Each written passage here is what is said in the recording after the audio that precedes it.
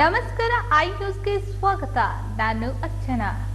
ಜ್ಞಾನ ದೇಗುಲವಿದು ಕಾಯಿ ಮುಗಿದು ಒಳಗೆ ಬಾ ಎನ್ನುವ ಘೋಷ ವಾಕ್ಯವನ್ನು ಜ್ಞಾನ ದೇಗುಲ ಧೈರ್ಯವಾಗಿ ಪ್ರಶ್ನಿಸು ಎಂದು ಶೂನ್ಯ ವೇಳೆಯಲ್ಲಿ ಕುರಿತು ಪ್ರಸ್ತಾಪಿಸಿದ್ದನ್ನು ಖಂಡಿಸಿ ನಗರದ ಗಾಂಧಿ ವೃತ್ತದಲ್ಲಿ ಎಬಿವಿಪಿ ಸಂಘಟನೆಯು ಪ್ರತಿಭಟನೆ ನಡೆಸಿತು.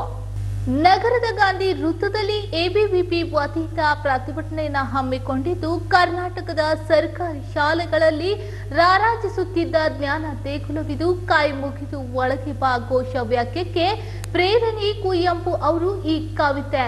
ಈ ಘೋಷ ವಾಕ್ಯ ಬದಲಾವಣೆಯನ್ನ ಖಂಡಿಸಿ ಹಲವಾರು ಘೋಷಣೆ ಕೂಗುವ ಮೂಲಕ ಆಕ್ರೋಶವನ್ನ ವ್ಯಕ್ತಪಡಿಸಿದ್ದಾರೆ.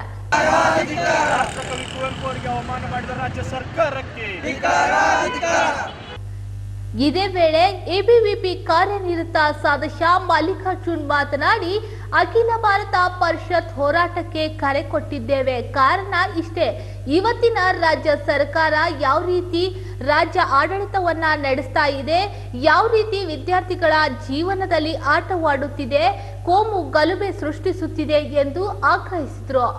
ಕಾರಣ ಇಷ್ಟೇ, ಇವತ್ತಿನ ರಾಜ್ಯ ಸರ್ಕಾರ ಯಾವ ರೀತಿ ರಾಜ್ಯ ಆಡಳಿತವನ್ನು ನಡೆಸ್ತಾ ಇದೆ, ಯಾವ ರೀತಿ ವಿದ್ಯಾರ್ಥಿಗಳ ಜೀವನದಲ್ಲಿ ಆಟ ಆಡ್ತಾ ಇದೆ, ಯಾವ ರೀತಿ ವಿದ್ಯಾರ್ಥಿಗಳ ಜೀವನದಲ್ಲಿ ಕೋಮು ಗಲಭೆಯನ್ನು ಸೃಷ್ಟಿಸ್ತಾ ಇದೆ ಅನ್ನುವಂಥ ಒಂದು ವಿಷಯವನ್ನು ಇಟ್ಕೊಂಡು ನಾವು ಇವತ್ತು ಹೋರಾಟಕ್ಕೆ ಕರೆ ಕೊಟ್ಟಿದ್ದೇವೆ.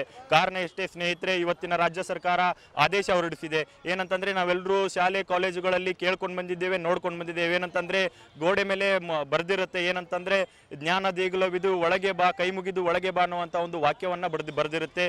ಕುವೆಂಪು, ರಾಷ್ಟ್ರಕವಿ ಕುವೆಂಪು ಅವರ ಒಂದು ಅರ್ಥಪೂರ್ಣವಾದ ಬರವಣಿಗೆ ನಾವೆಲ್ಲ ನೋಡ್ಕೊಂಡ್ ಬಂದಿದ್ದೇವೆ. ಆದರೆ ಇವತ್ತಿನ ಸರ್ಕಾರ ಅದನ್ನ ಬದಲಾವಣೆ ಮಾಡಿ ರಾಷ್ಟ್ರಕವಿ ಕುವೆಂಪು ಅವರಿಗೆ